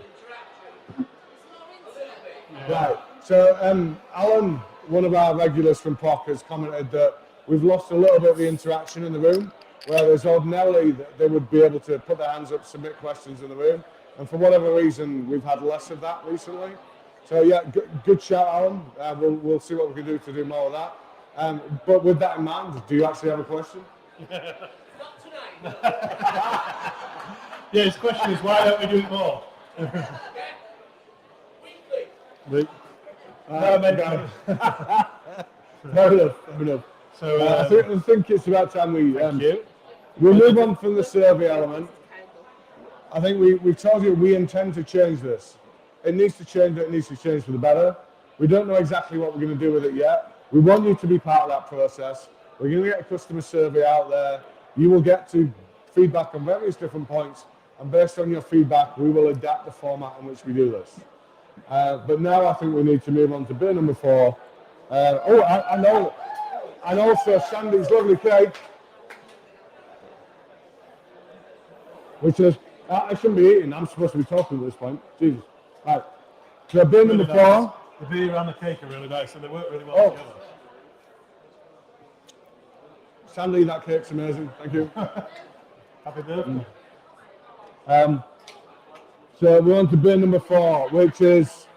Alan, what's it called when you chomp in front of the microphone? Is there a name for that? Is it yeah. Pete knows the name of it. Right, so we're now on to a beer that rather bizarrely has changed its name between its normal release and its barrel-aged release. So this, when we released it originally, was called Reese's with a Spoon. And now it's barrel-aged with a spoon. And the reason that is because we sold this beer into the Swedish monopoly. So in Sweden, and in fact in the most of Scandinavia, alcohol sales are run by the government. They are run by monopolies. So going back a step, in Scandinavia, they have a history of alcoholism. So the government decided to nationalise alcohol sales to try and improve the health of the nation. Really nice, and in doing so, they took over all alcohol purchasing on behalf of the entire country. So what we now have to do, if you want to sell beer into Sweden, Norway, Finland, is you are basically now trying to proposition an entire state to get them to accept your beer, which in the first instance is difficult. In the second instance is goddamn amazing if you do get them to buy it, because you just got an entire country to buy your beer. He hasn't had his yet. I'll have another though. No, I have had some cake and it's superb. Thank you. I've had a little nibble, but I'm trying to talk now, so it's a bit tricky. But in the interest of fairness, these monopolies, these state-run alcohol purchasing companies, all their purchasing is done blind. So what you do is, they say, we would like to have a stout of this strength. And you submit an unlabeled can of that strength, and they taste it, and they have no idea who submitted that beer. And eventually, if you're lucky, they turn around and say, we really, really love that beer. Can you now tell us what it's called? And that's what happened with this particular beer. They decided they really liked this liquid that we sent to them. And they then said, okay, what's this beer called? And we said it's called Reese's with a Spoon. Well, before that wasn't quite it. Basically, if you remember, microphone. Hershey's sent us a letter before that and said, we've seen that you've released a beer called Reese's with a Spoon. I'm not sure if you realise, but we own the trademark to the word Reese's. in the world, basically, and we'd appreciate if you didn't use that name on your beer. And it was a very, very nice cease and desist. We've had plenty worse than that. And we were like, and they said, oh, and if you do want to use our name, pay us thousands of pounds. Just do us a favour, send us all your accounts, all your account information. Tell us how much money you make, how much beer you sell, and then we can tell you how much we would license you that product for. And our response was, no, thank you. At first, we were like, brilliant. Could we have an official Reese's beer in the UK? And then we realised they were just trying to milk us to tell them how much they could then sue us for. Imagine the police officer pulls you over for a speeding fine, and he says, "I'm going to fine you, but first of all, I want to see your salary. How much money do you And make? after I've seen your salary, I'll tell you how much I'm going to fine you." That's essentially what they were trying to do to us. Thankfully, at the time, we brew quite a low beer in the UK. Ian, who one of the owners and MDs of Quilo Brewery, is a trademark lawyer, and he told me what response I should send to them to basically say thanks but no thanks, and by the way, we're never going to do this again, and we haven't infringed your trademark, but no prejudice, blah blah blah, we're going to walk away from all this. And it worked. That they basically accepted it, and it became With a Spoon. Interim step. So that meant we couldn't call it Reese's With a Spoon because we couldn't use Reese's. So then we had Reese With a Spoon, and then we proposed that to the Swedish monopoly, and they said no, that individual might sue us. Or even if they'd chosen the beer, they decided to buy almost a very, very big number of beer offers. It was a big volume of beer they were going to buy. I think it was best part of 40,000 cans of this particular beer. They agreed to buy it, and then they said, "You can't call it Reese With a Spoon because she might sue us." And then we're like, "Well, where do we go from here?" And then we proposed, "Well, what if we drop Reese and we just call it With a Spoon?" Which makes no sense whatsoever. And they're like, "Yeah, that's great." No, before we said that, we said, well, it doesn't matter, you guys have blind tasted this beer. You like the taste of the beer. We've got hundreds of brands that we've already launched. We've got the branding for. We could call it this, we could call it this. They're like, "Oh no, we don't think we should change the beer." I said, "We're not changing the beer. The beer is going to stay the same. We will give you a new name to sell it as." No, that's not good enough. Okay, so we'll rename it With a Spoon. Yeah, that's brilliant. It's not brilliant because it makes no sense now. But anyway, that's what we went for. So now we have a beer called With a Spoon. And it's definitely not a piss take of Wetherspoons. Because it's the type of beer that they would definitely sell in Wetherspoons. But it'd be good in a pound a pint.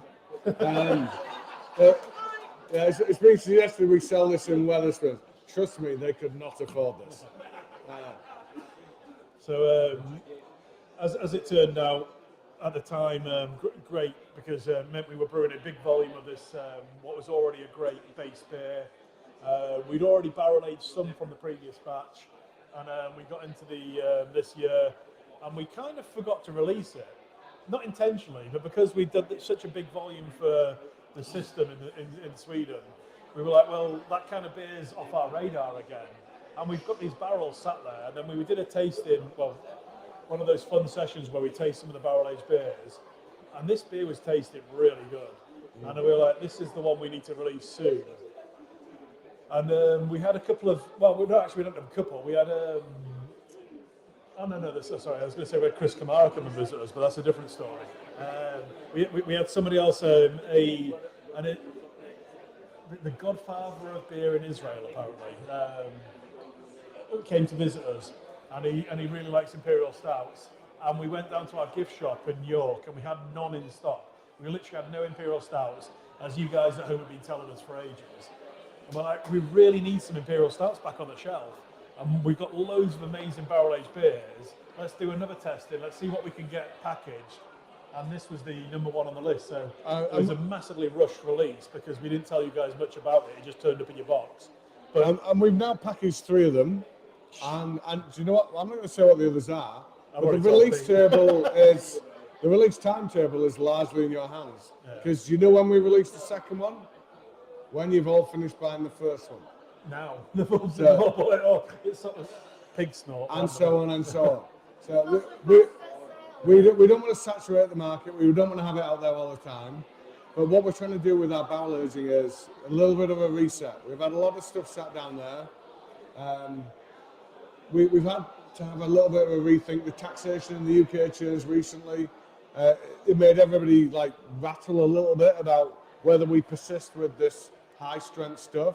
We've now decided it is something that we want to persist with. So we're going to do a lot more of it. Well, I say a lot more. We are going to do more of it next year. And we're going to have ever more discipline about it. And I think if you like what we do now, you're going to love what we do next year, because we're going to do it even better. So yeah, this is hopefully the entry level one. We've got better beers coming. This is awesome, by the way. So really, really pleased with how it's turned out. But Pete pointed out to me earlier when Pete arrived in Handley Tap, he was like, "Have you made it bigger in here?" I was like, "No." So we just got. I spoiler. I told him, we just basically packaged all the barrel-aged beer shit, and we haven't launched them or told anyone about that. So we've got lots and lots of barrel-aged beer now packaged, because that locks in the position it was at. So if we leave the beer in barrels any longer, it may deteriorate. So we took the decision to start locking in the beer where it is. We're not going to necessarily launch it, but we've got loads of barrel-aged beer packaged for when we need to launch it. It's a great position to be in, which we haven't ever been in before. But it also means Handley Tap looks a little bit vacant at the moment. It does. We need to repopulate it. We can bring some of them to barrels. More amazing barrels, not empty barrels. Those are fill them full of stouts and amazing stuff. The key thing there, Wayne said, was about getting the beer at the right time. So we've locked that beer in now. So with every single beer that we lay down into a barrel, there's a right time to package it, and there's a wrong time to package it. If you leave it in those barrels too long, it gets oxidized. It starts to taste like sherry. It's not great. It's not like whiskey where you can leave it 10 years and it continues to get better and better and better. With barrel aged, we need to pick that right moment. So sometimes that will mean we package it months before you're even aware that this thing exists. So like what we've done now is we've packaged 3 things. One of them we've released, it's this, we've sold it. And then soon we'll release the next one. And then soon after that, we'll release the one after that. So forget everything we've just said and pretend it doesn't exist. It will disappear. So hopefully you guys like this beer. I'm so pleased with this. I love peanut beers anyway. But this beer in particular, really, really nice. I warmed it a little bit more. Well, someone called Alan Robinson has said that this is the best barrel-aged beer that they have had this year, hands down. Yeah. So sometimes when we push the boundaries on stuff, so Final Chapter is an amazing beer, but it's still a 15% beer, and this is a 12% beer. But that extra 3% really hits when you sat just trying to have a social drink. Like you don't go out and sip 15% beer all night, do you? So it makes a difference. So this. I mean, this is what we call a session barrel-aged beer. I mean, you certainly wouldn't drink a 15% beer before having to do a 4-beer YouTube, would you? Yeah, exactly. As we say, every beer is a sessional beer, but how short or long a session. So let's talk a little bit about what's coming up then. What's coming up we've already talked about what's happening with YouTube, but let's talk about what's happening next month. Let's talk a little bit about what we're going to do for our subscribers. Exactly. I think we need to jump onto that, so I think we need to be on this one. So we're just... Your pages your notes are a bit wet. Yeah, my notes look a little bit wet. They're not as wet as my goddamn crotches right now. Anyway. That sounds really... Which I know sounds incredibly dodgy. Right? Which, for those of you just tuning in, is a reference to the beer I poured by myself. You're going to have to sound capture that for highlights of the year.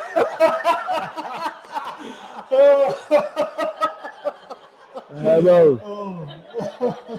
Any of you that witnessed it know what I mean. But anyway, right, jumping forward. Change the subject. If we could get back in the room and be serious for 1 second. Jumping forward. So, the next session is going to be the 12th of January, Friday the 12th of January. It's going to be in our tap room in the centre of York. We're going to have, for the first few hours of its opening, restricted to subscriber-only access. It's going to be our subscriber pie. It's going to be the launch of Empress 2024.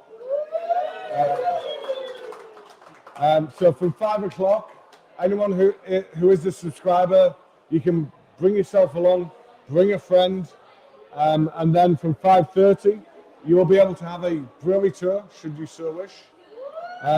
From 7 o'clock, those of us that are members and guests will move into the Hoptail Lounge, and then from 7:15 onwards, you have to listen to me and him whinge on about Empress and the various variants of Empress. At 8 o'clock, we are going to go live on YouTube, but only for 1 hour. We're going to do 8 till 9 o'clock, and we're only going to do 2 beers. We're going to do the original Empress, the base Empress, and we're going to do one of the barrel-aged variants. We don't know what yet. And this is us starting to change the format of YouTube.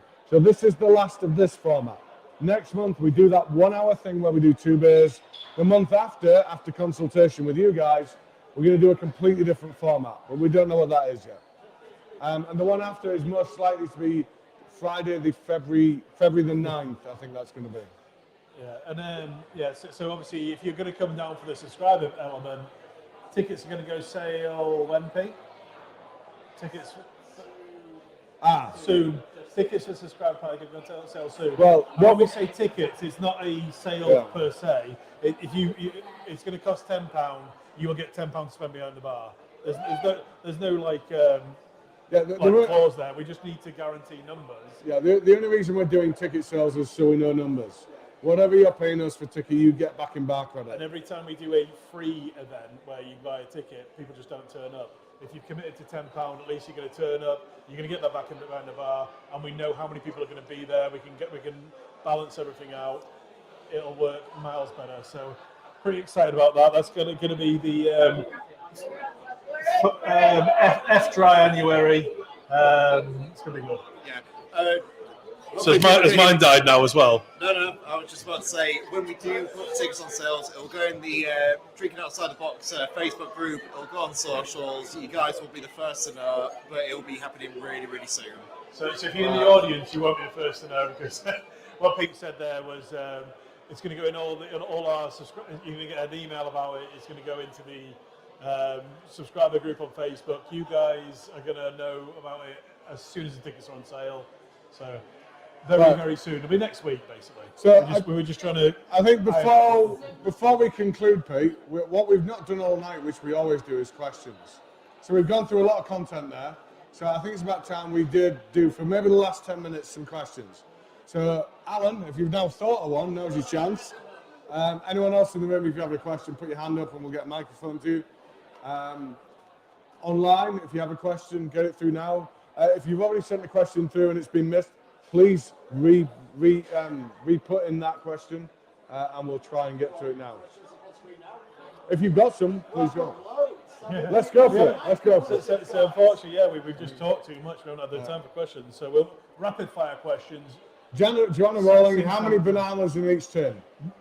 Massive. No idea. No idea. Loads of nannies. 800 kilos in 5,000 litres. How many bananas is that? Work it out yourself. If Lee could make a beer with any ingredient, money no consideration, what would it be? Gold leaf. I've been asked this a few times, and I actually now know the answer. Do you know what my favourite alcoholic spirit is? My wife bought it for my birthday today. Sambuca. Licorice Sambuca. So your mum used to drink that, didn't she? With look at that. Look at the reaction in the room. Look at that. So do you now know why we've never put it in a beer? Yeah. That's why we don't do that.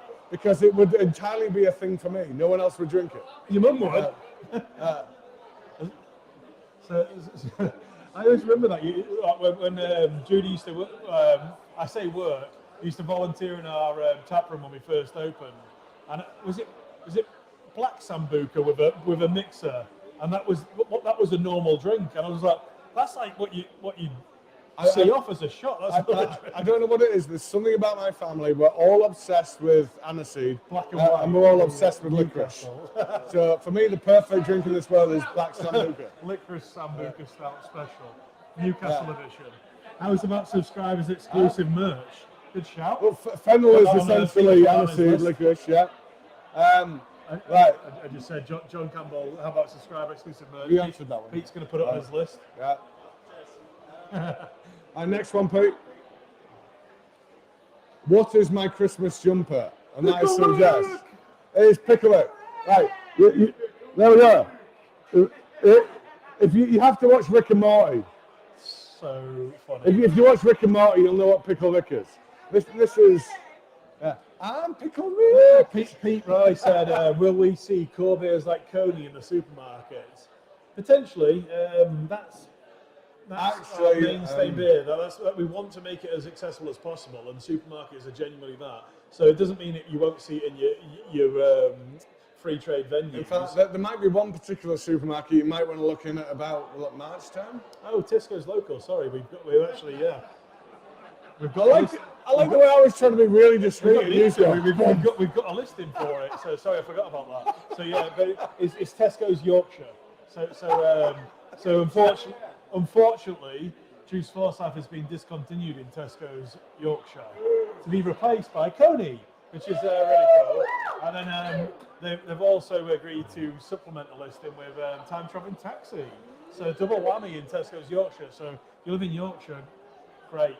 If you don't, move to Yorkshire. Complain to your local Tesco manager, and we'll hopefully. Tesco sounds great, but what about Sainsbury's? We do sell in Sainsbury's. What do we have in there?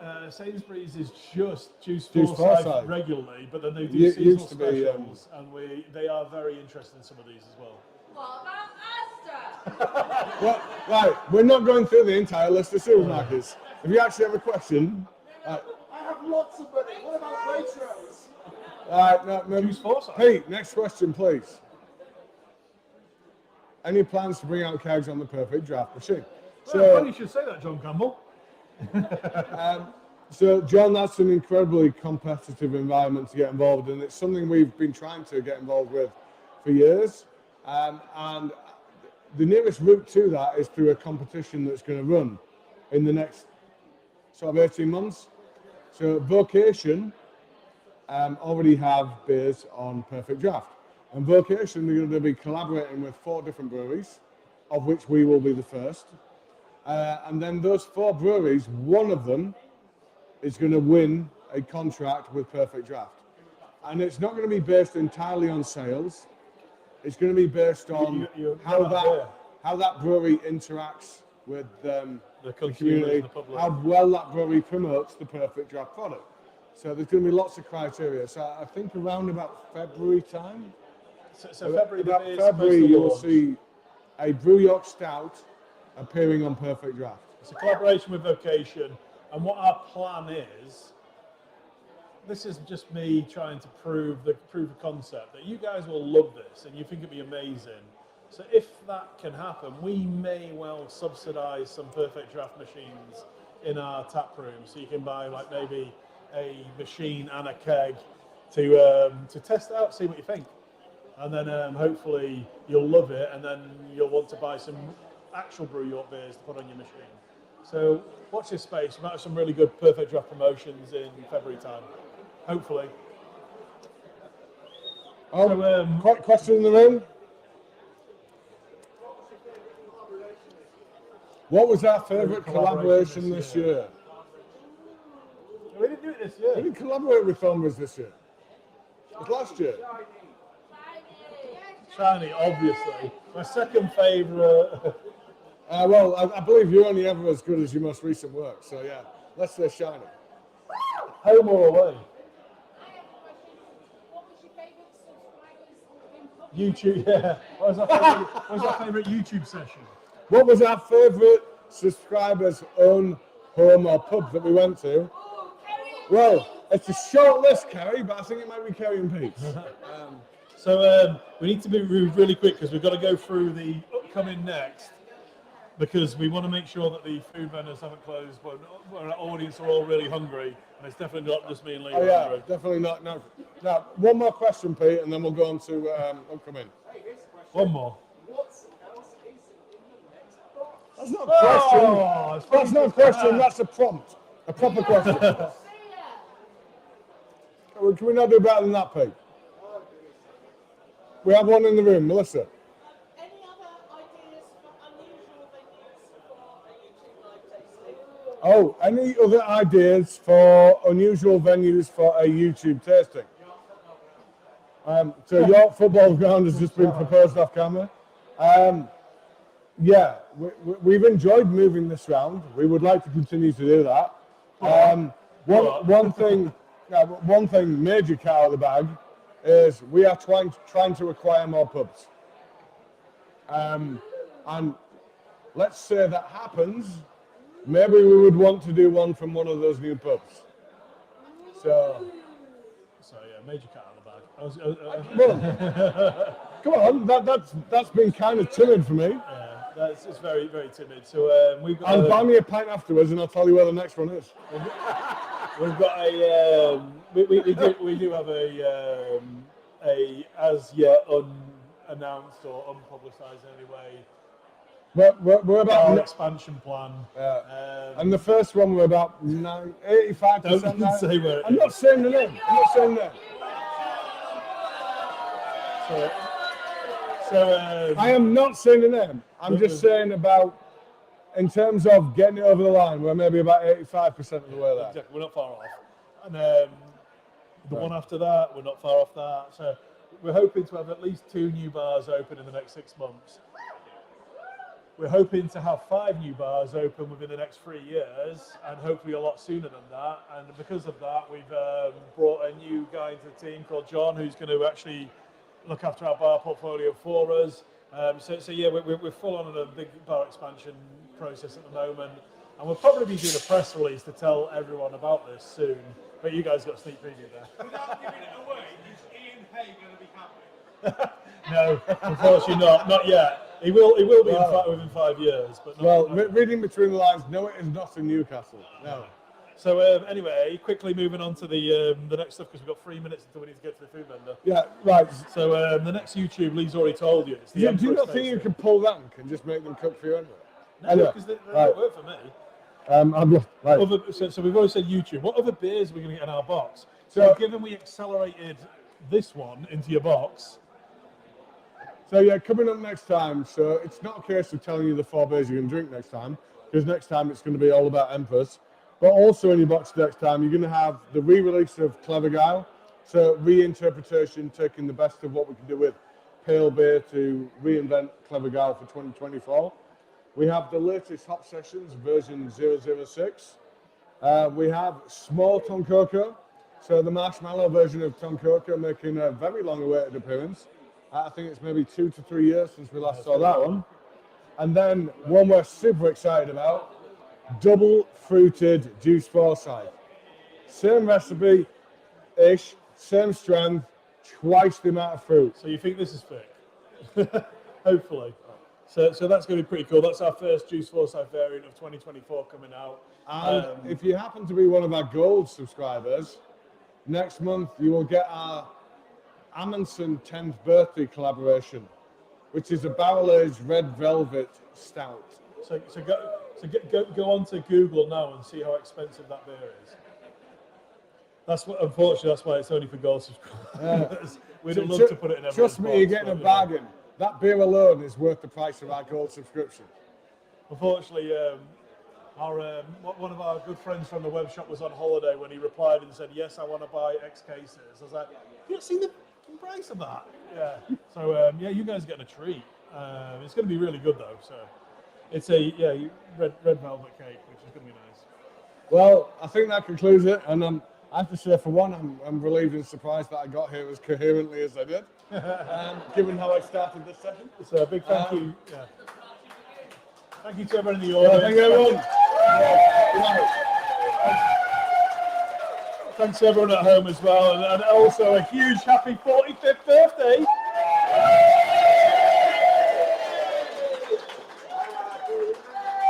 Yeah, we've done that. We've done that.